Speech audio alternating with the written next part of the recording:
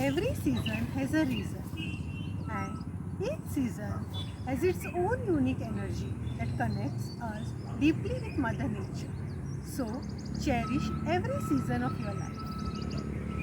There is a famous saying which goes, every season is a signal that you are not stuck, and even though if you are lose something, you are strong enough to keep going long after you think you can't. With this famous quote, I, dietitian Rajlakshmi Bandurkar, will speak about the importance of seasonal foods. You must have heard most of us say, eat local, harvest local, eat seasonal. What is the reason behind eating seasonal foods?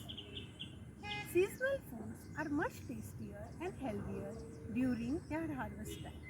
Why? Because they are ripened by the natural source of light, that is sunlight.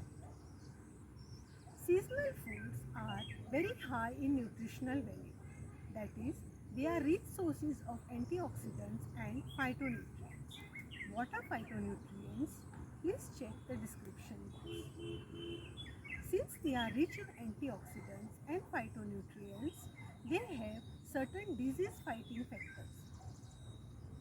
Also, seasonal foods are cost effective.